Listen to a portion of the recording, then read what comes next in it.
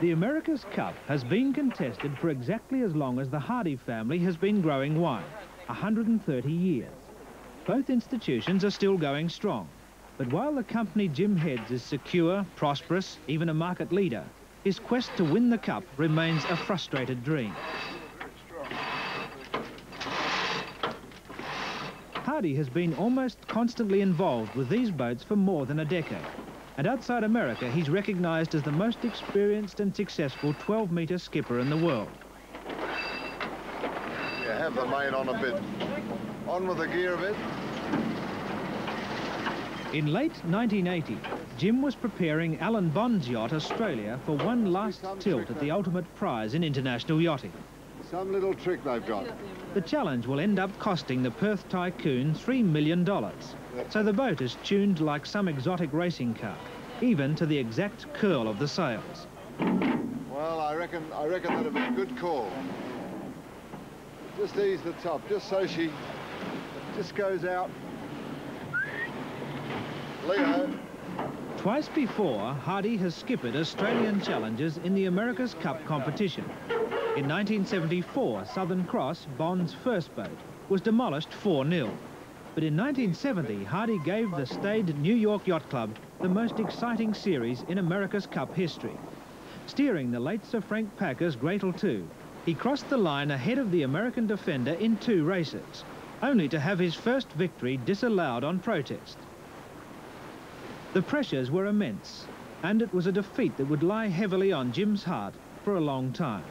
This is now 10 years since I sailed the Greatle 2, and from where I am presently, I almost can't imagine how I coped with it all in 1970 in a way. I was, what, 37 years of age, and I think I was a bit of that Alan Payne, the designer, once said to me, and so the children play, oblivious to their fate.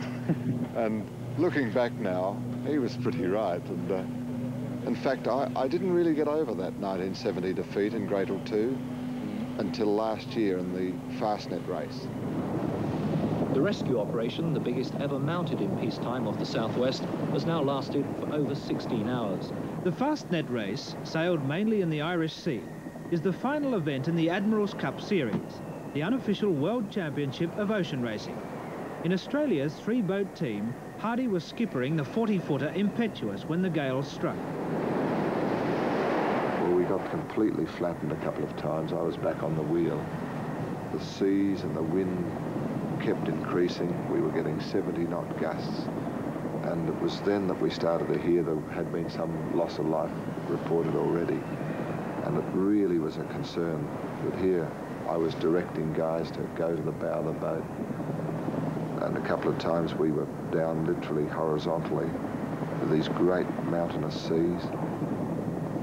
More than 100 racing sailors were eventually plucked from the sea by rescue teams, but 15 crewmen perished. English, French and German survivors, some still very shocked, watched their colleagues brought ashore in front of a guard of honor from Dutch Marines.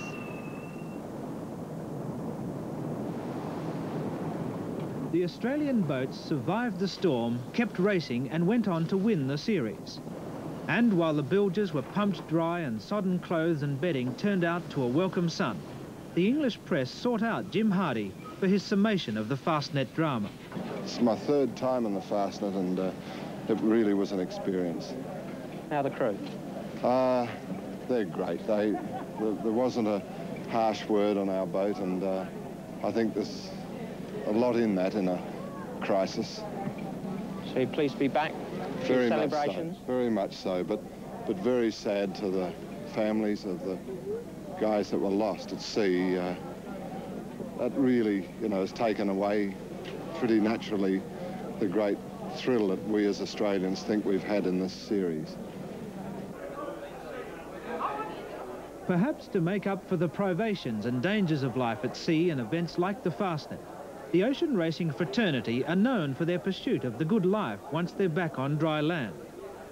More often than not, Jim Hardy is an honoured guest at gatherings where the conversation veers happily from the last southerly buster to the last great vintage. It's a familiar setting for Jim, one where business and pleasure mix for mutual benefit. Nothing like a boiled spud. Oh, no, have 2 little ones. I'll have 2 little ones, all right. A bit of lead in your pencil. Take it out after what Turns the iron in your blood into lead in your pencil, does it? Exactly. That'll be your last bottle of Leona Hardy's 54 Cabernet Sauvignon. Little bottle A's wouldn't go astray with it. It does tarry a little, but I certainly don't go out of my way to make luncheon appointments. They just occur. Of course, in our industry, you only ever get industrial fatigue. You never get too much drink.